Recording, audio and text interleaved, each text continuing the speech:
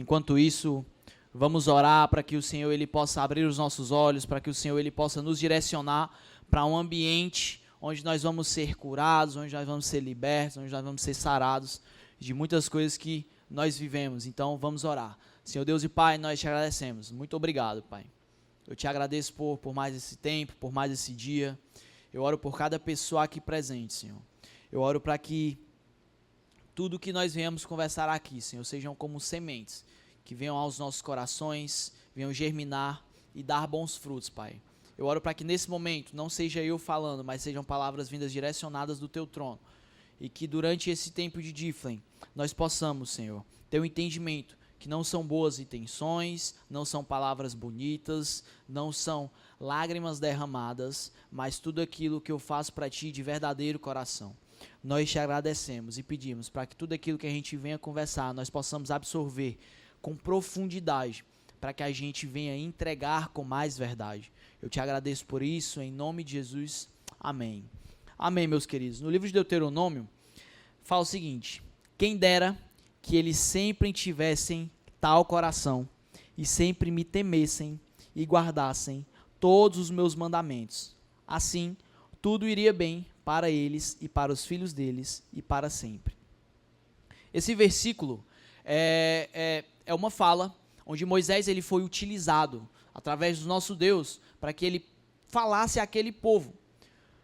Por quê? Isso aqui, no livro de Deuteronômio, nesse capítulo por inteiro de Deuteronômio, é falado sobre os mandamentos, sobre os 10 mandamentos, capítulo 5. E dentro de todo o capítulo, Moisés ele é direcionado para falar várias coisas para aquele povo. E quando chegou aqui, nesse versículo, me chamou um pouco de atenção.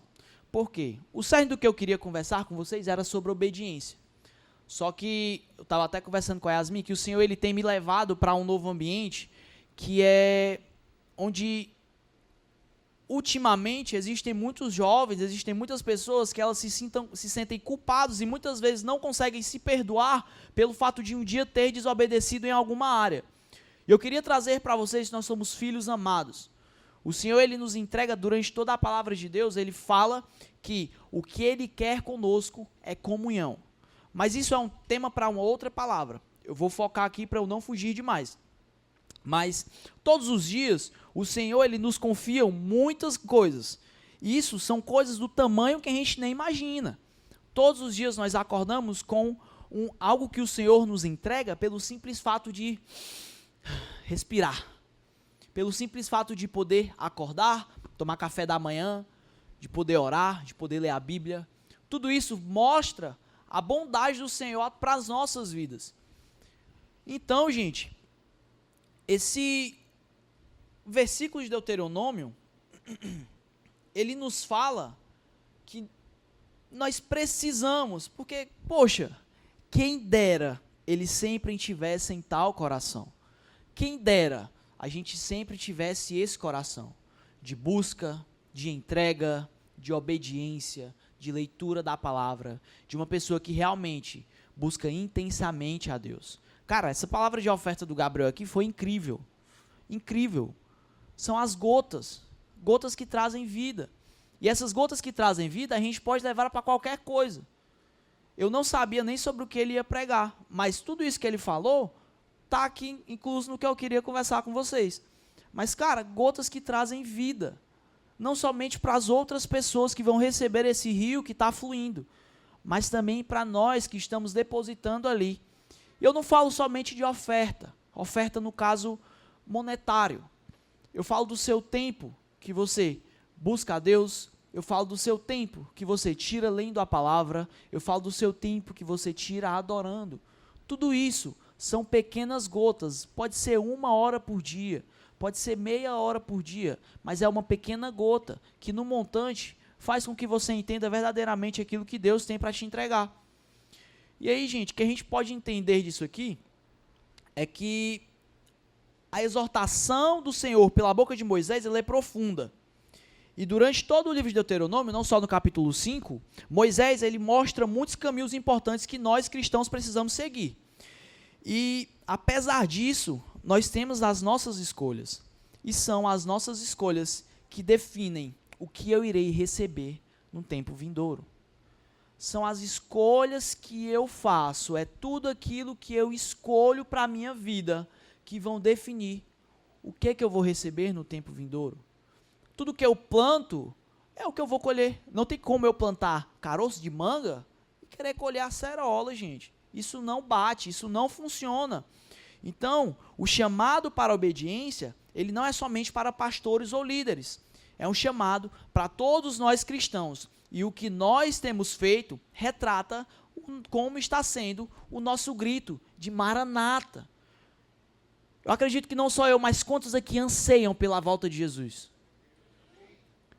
E, gente, glória a Deus por isso. Mas como nós agimos, reflete como nós estamos ansiando essa volta.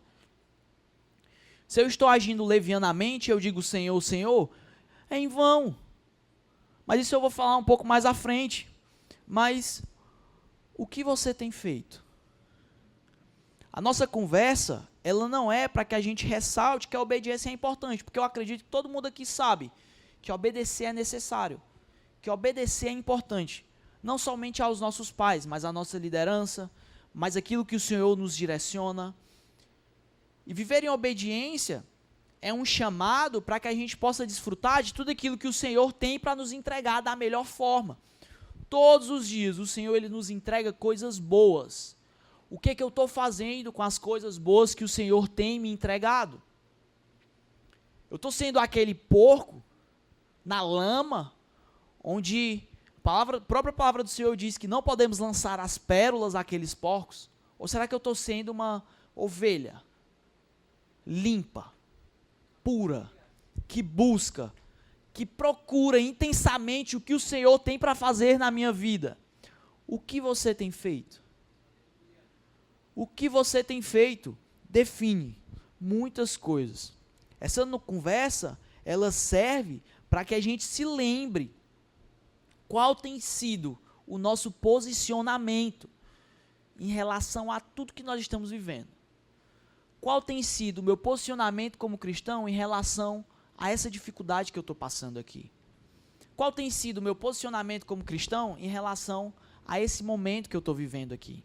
Será que eu dou glória a Deus somente quando o meu Senhor coloca que eu caminho no caminho que eu quero? Eu estou dando glória a Deus somente quando Deus me coloca ali onde eu quero viver? Eu tinha falado no vídeo do Difflin, que passou no Pais News passado, que o que Deus quer de você é muito mais do que presença. Ele quer a sua obediência. E a sua obediência retrata a entrega que você está dando para Cristo. Cara, isso é algo que eu vou falar muito. Porque obedecer vai além de vir à igreja nos domingos, obedecer vai além de vir para um Difflin, obedecer vai além de ir para a célula, para o Tadel. Obedecer é a busca que eu tenho tido com o Senhor. Obedecer é independente da circunstância, o que eu tenho feito.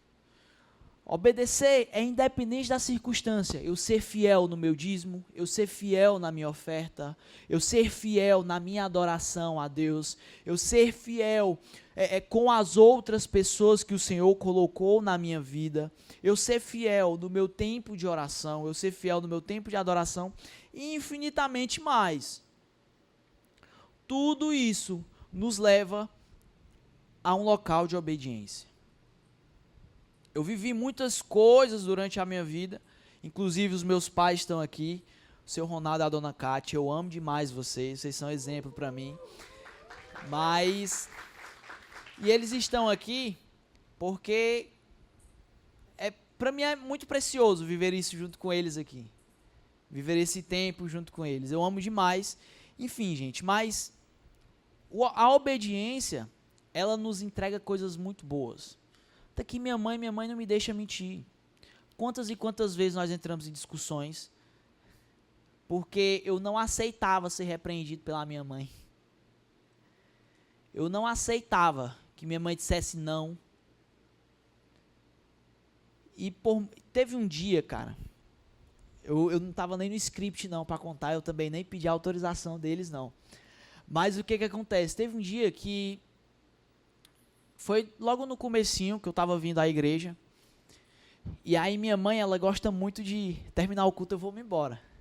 Só que eu sou vereador, né? Termino o culto, falo com um aqui, falo com outro ali, me sento ali no canto, sento numa, duas, três, quatro, cinco mesas. E na época, eu que estava dirigindo para minha mãe. Ela não vinha sozinha de moto. E aí teve um dia que ela se aborreceu um pouco porque eu estava conversando demais e ela começou a ir embora a pé. Aí eu, meu Deus do céu, cadê a minha mãe? E aí era a mãe com meu irmão indo embora a pé. Aí eu, cara, minha mãe, meu Deus do céu, cadê minha mãe? Aí eu liguei, mãe, onde é que você tá, cara? Não, meu filho, eu vim embora a pé, você conversa demais. E aí eu, meu Deus, cara, a mãe foi embora, enfim. Até que nós fomos, e aí chegamos em casa, nós discutimos. E aí ela chorou, eu fiquei muito mal com aquilo, eu pedi perdão, meu pai também até conversou comigo. Mas assim, o que eu quero falar relacionado a isso? É que, cara, conversar com os amigos é muito bom. Sentar numa mesa, em outra mesa, tirar tempo de comunhão é muito massa e necessário. Só que existem coisas maiores a serem honradas também. Existem coisas maiores que nós precisamos dar um olhar também. Talvez aquele dia ali pudesse ser uma mudança de ato minha, mudasse muitas coisas dentro da minha casa. Mas não, eu decidi ser o vereador. Eu decidi permanecer aqui. Eu não estou dizendo que isso é errado. Não estou dizendo que é errado você ter comunhão com seus irmãos. Não. Me entendam, muito pelo contrário. Ter comunhão com seus irmãos é muito necessário. Não é à toa que foram comunhões que fizeram com que hoje eu estivesse aqui. A forma que me amaram, que me cuidaram, a forma que me protegeram, me fez com que hoje eu estivesse aqui há 7 anos. E nós precisamos desses tempos. Mas o que eu tenho visto em relação ao meu cotidiano? As pessoas próximas. Como que eu tenho tratado a minha mãe? Como que eu tenho tratado o meu pai? Eu gosto muito de falar no curso do Romance Real, que eu e a Yasmin nós ministramos algumas vezes, que, moças, prestem muita atenção. Como que os rapazes que vocês estão pretendendo trata os seus pais?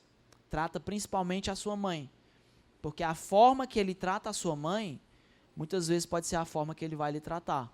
Então, se ele trata a sua mãe mal, você não vai ser alecrim dourado que vai ser tratada bem. Da mesma forma, são os rapazes.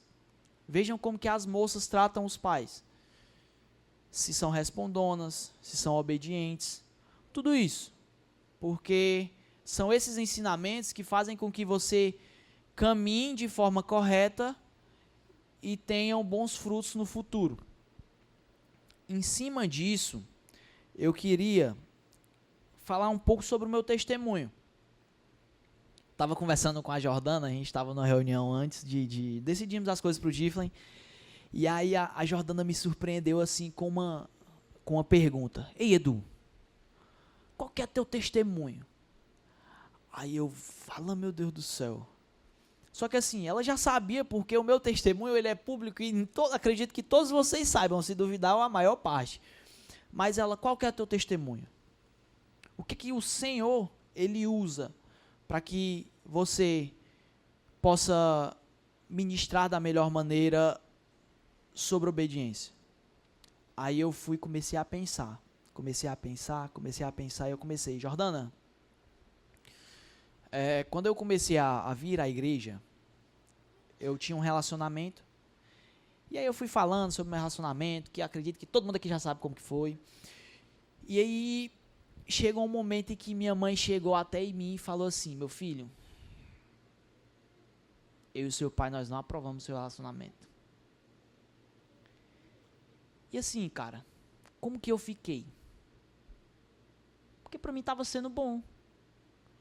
Pra mim tava sendo a melhor coisa do mundo. Eu saía, eu ia fornicar, eu ia fazer coisas erradas, eu ia conversar sobre coisas erradas. Então, pro meu prazer carnal, tava sendo muito bom. Mas meu pai e minha mãe chegaram até em mim. Eu falei, meu Deus, e agora? que é que eu posso fazer? E aí eu fiquei naquilo, mas por que, mãe? Tá sendo tão bom e não sei o que. Ela, não, meu filho, não é isso que o Senhor quer para a sua vida. Não é isso que o Senhor tem para te entregar. E eu, meu Deus do céu, e tal, enfim. Passou o tempo e eu, cara, eu vou obedecer. Eu vou fazer aquilo que me foi direcionado. E, gente, assim, de verdade, foi a melhor coisa que eu fiz na minha vida. Porque, assim, se os seus pais, eles falam, não, entendam que não é querendo ser chato. Cara, até hoje, sou um adulto, sou casado, tenho minha casa com a minha gata, mas eu ligo para minha mãe e pro meu pai. Semana passada mesmo, o pai foi lá no escritório, a gente passou um bom tempão conversando, acabou que ia jogar a bola, eu não deixei porque a gente tava conversando. Mas eu peço a autorização porque eu preciso entender o que é que eles veem para a minha vida. Porque assim, vamos supor, tá aqui eu, tá? E eu quero chegar naquele baixo ali, tá bom? Tô querendo chegar naquele baixo ali, então eu tenho esse caminho aqui, tá? Só que eu tô vendado. Eu não tô vendo onde eu quero chegar. Então, aqui tem um precipício, aqui tem alguns instrumentos, tem alguns cabos, eu posso cair aqui por cima, me machucar, quebrar alguma coisa cara. E aí, eu tô indo ali, só que vocês estão aí. Vocês não estão vendados, vocês não estão comungando daquilo que eu estou comungando, porque eu estou querendo algo sendo cego. Eu estou querendo chegar a um alvo cego. Aí vocês estão aí. E aí, eu de olho fechado, eu começo a cambalear, e vocês veem que o caminho é tão simples, é só uma reta.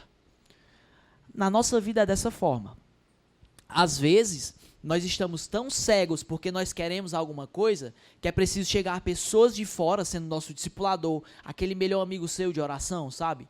Sendo também os seus pais, chega e fala, calma, não é esse caminho, não é por aí.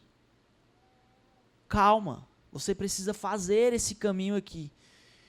E assim, gente, pra gente é muito ruim, é muito difícil. Para mim não foi nada bom quando meu pai e minha mãe chegaram e falaram, não quero mais que você fique nesse relacionamento não. Por quê? Porque eu estava vendo aquele momento, eles estavam vendo no meu futuro. Então para mim foi muito difícil aquilo ali. Mas gente, assim, de verdade, quando eu decidi realmente viver essas coisas, o Senhor, Ele fez coisas incríveis na minha vida. Hoje eu sou casado, tenho uma mulher incrível assim, que, cara, eu fico dizendo assim, amor, eu não sei se eu fosse tu, eu casava comigo, não. Mas, cara, assim, eu admiro demais a pessoa da Yasmin, de verdade. E olha o que está sendo plantado. Eu estou podendo ver daqui de cima, essas pessoas aqui presentes, que talvez é só um passo para você desfrutar das melhores coisas que o Senhor tem para a sua vida. Talvez é só um empurrãozinho. É só a gente parar para ouvir o nosso pai, parar para ouvir o nosso discipulador, parar para ouvir aquela pessoa que você sabe que quer o seu melhor, para que você consiga chegar num novo nível. Sabe? E, gente, nós precisamos entender que não vai adiantar eu chamar o Senhor de Senhor, vir aqui para a igreja, colocar meu joelhinho no chão, dizer, ai meu Deus, meu Senhor e tal, e o meu coração estar longe.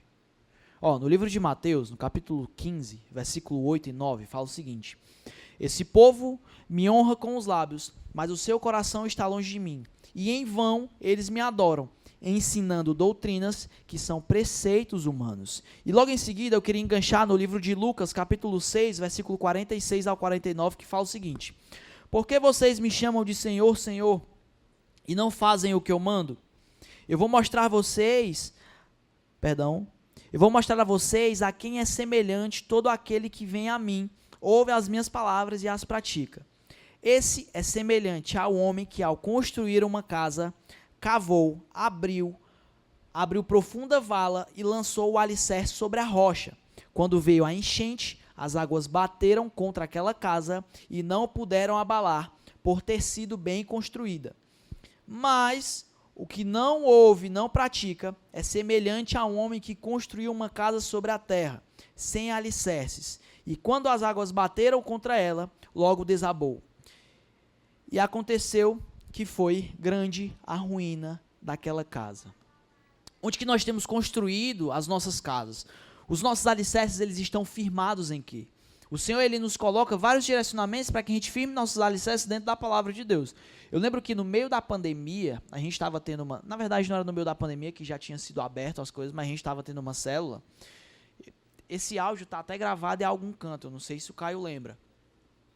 Que eu falei o seguinte, gente, nós precisamos tomar cuidado onde que nós estamos cavando os nossos alicerces.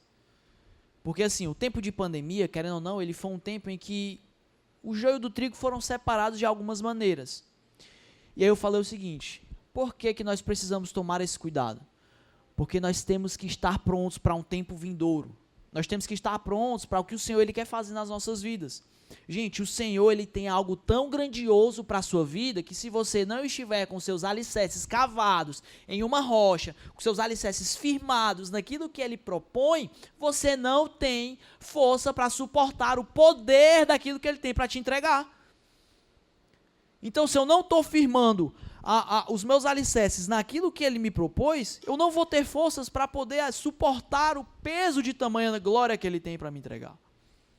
Porque o carnal é fraco, mas o Espírito, ele dá renovo e traz força.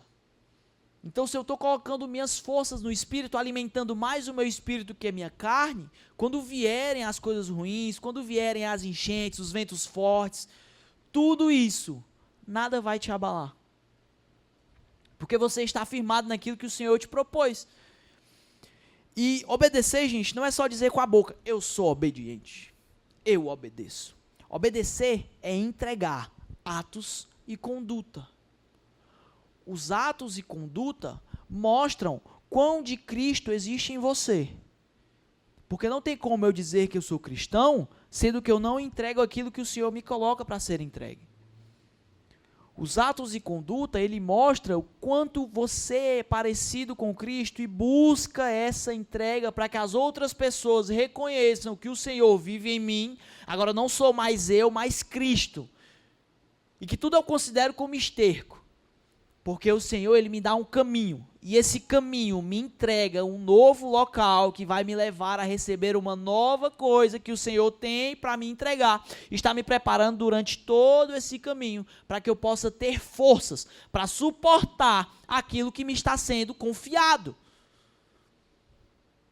Por exemplo, se você compra um carro zero, novo, lindo, 2025, você vai confiar o volante do seu carro para um cara que nunca entrou dentro de um carro para dirigir? Está repreendido. Não dá. Não tem como. Porque você precisa entender que tem todo um processo para que aquela pessoa esteja apta a dirigir. Da mesma forma, o Senhor, ele não é irresponsável. O Senhor, ele não nos entrega algo que eu não vou conseguir levar aquilo adiante. Nós não podemos ser crianças e acreditar que obedecer está distante daquilo que o Senhor me entregou. Até porque obedecer é uma demonstração de amor, de respeito e de confiança a Deus. Quando eu decido obedecer e dar um passo debaixo de uma cobertura, eu estou entregando uma obediência. Eu estou entregando ao Senhor um amor. Eu estou entregando ao Senhor uma confiança. Porque, Senhor, eis-me aqui. Teve um dia que eu fiz uma oração muito perigosa. Como assim é de uma oração perigosa? Porque eu falei assim, Senhor, eu estou aqui. Me rebola para onde você quiser. Se tu quiser me mandar para ir para os Estados Unidos, eu e minha família, nós estamos aqui. Uma oração perigosa. Só que, cara, não é porque eu orei hoje que eu falei, não, já orei para Deus, Deus já sabe que eu quero ir para um outro país, então amanhã eu vou entrar no avião e vou me embora. Sem saber falar outra língua, sem ter faz-me rir. Não tem como, a gente precisa de uma preparação. A gente precisa passar por um processo. E durante esse processo nós vamos ter feridas. Nós vamos ter algumas intenções. Na verdade, nós vamos fazer algumas coisas com algumas intenções que, para a gente, essas intenções são corretas. E todo o processo, ele gera medo. Todo o processo, ele gera receio. Mas a palavra de Deus diz lá em Josué, capítulo 1, versículo 9. Não foi isso que eu ordenei? Seja forte e corajoso. Não tenha medo, nem fique assustado. Porque o Senhor, o seu Deus, Ele estará com você por onde quer que você andar. Nós precisamos nos apropriar das palavras do Senhor. Se o Senhor chegou para você e dizer, não, não é esse caminho, seja forte e corajoso. Não tema, não desanime. Ele é o seu Senhor, Ele é fiel e justo para cumprir aquilo que Ele plantou no seu coração. Ele é fiel e justo para cumprir aquilo que Ele colocou em você. Ele não é irresponsável. Ele não vai te entregar algo que você não suporta. Mas nós precisamos ser fortes e corajosos. Estar prontos para receber aquilo que o Senhor tem para nos entregar. Sabe? E eu queria passar aqui para outra parte da mensagem, é que como que tem sido as nossas intenções? Como que eu tenho entregue algo? Qual intenção eu tenho entregue algo? Enquanto isso, eu queria que a gente abrisse a nossa Bíblia lá no livro de 2 Samuel, capítulo 6, a partir do versículo 1.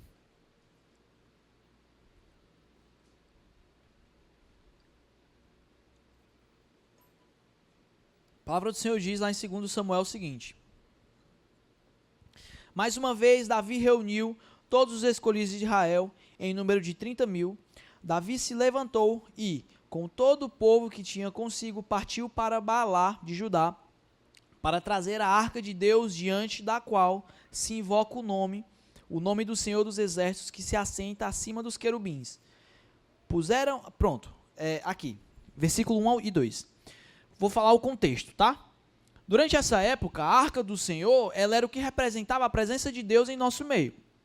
Gênesis, no Éden, aqui, juntamente da arca, tá? Isso aqui ainda é no Primeiro Testamento, tá? No Antigo Testamento. Enfim, continuando. Puseram a arca de Deus numa carroça nova e a levaram da casa de Abinadab, que ficava numa colina. Uzá e Aiô, filhos de Abinadab, conduziram aquela carroça.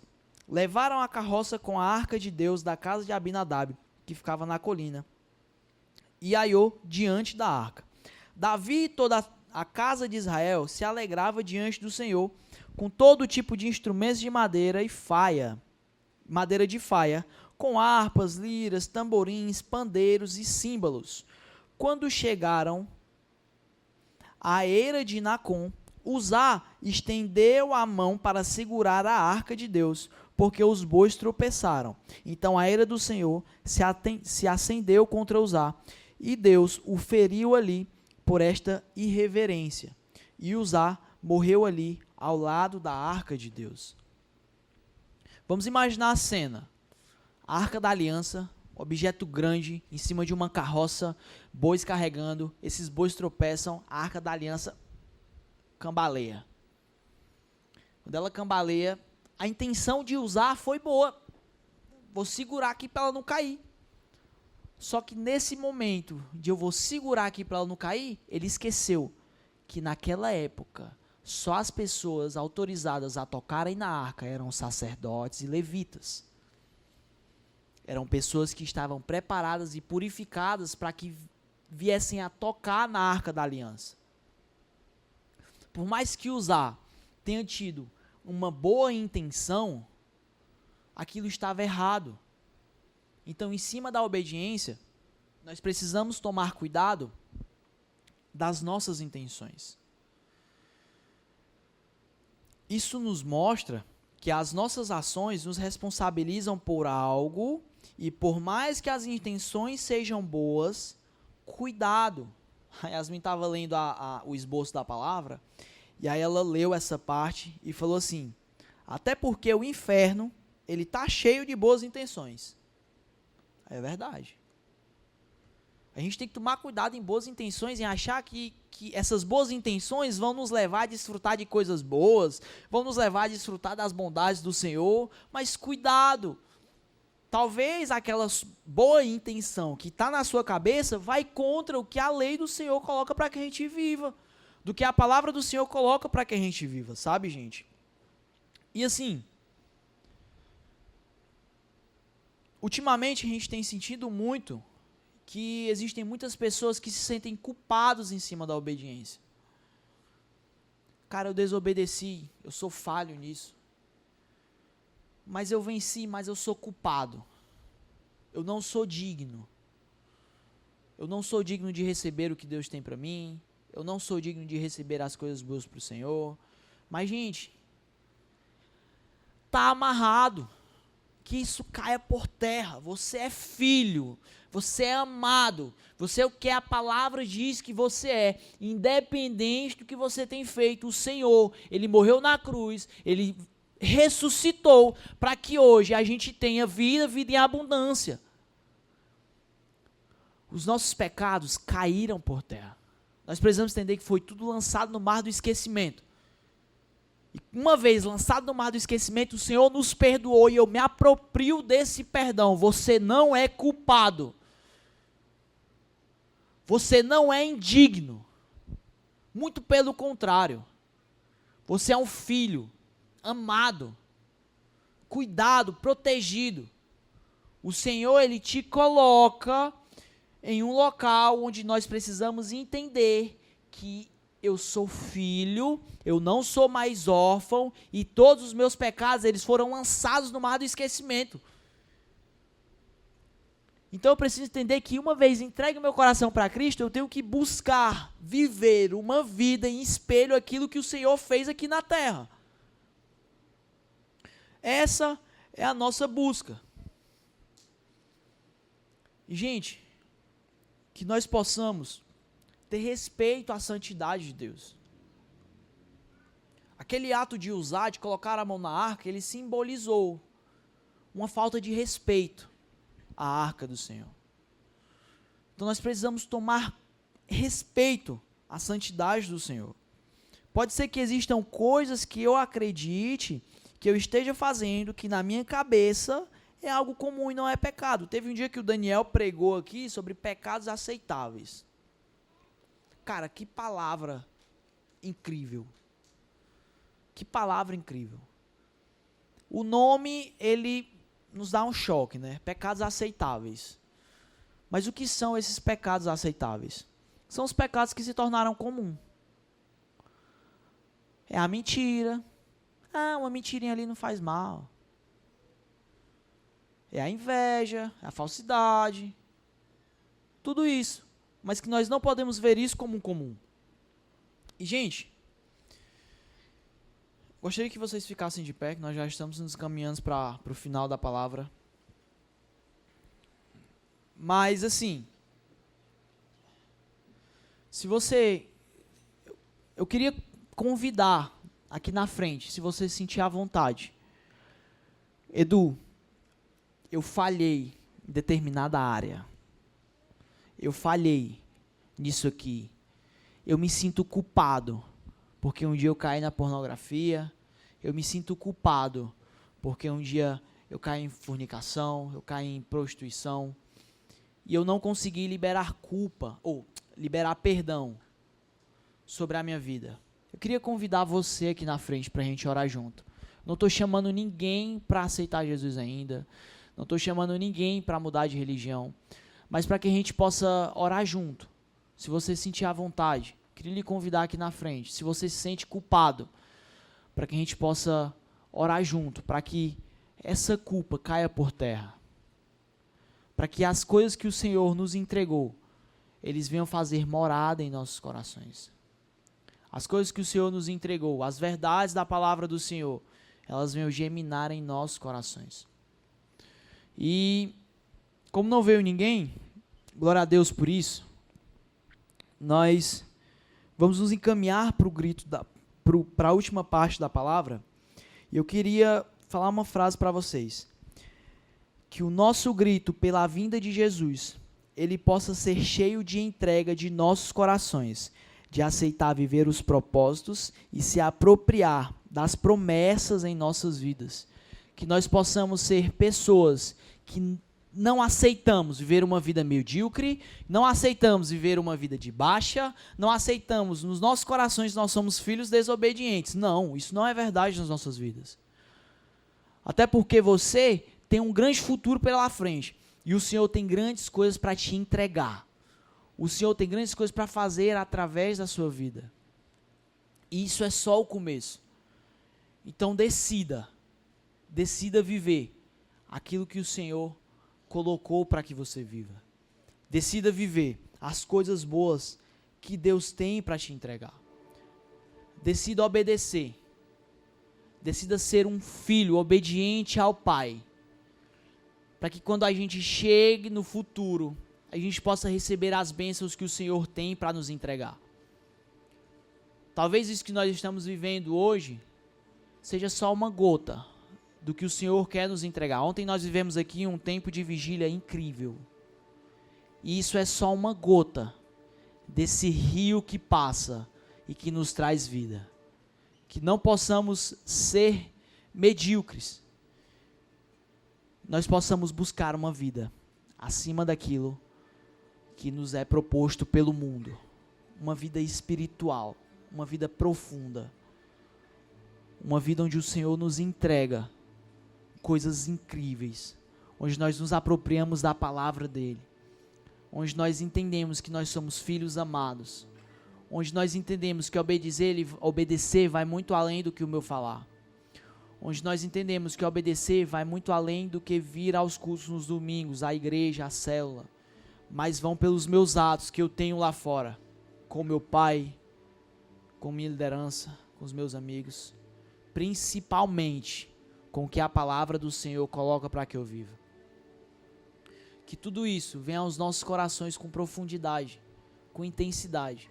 Que o nosso grito de Maranata, ele possa ser um grito verdadeiro. Ele possa ser um grito profundo, um grito intenso.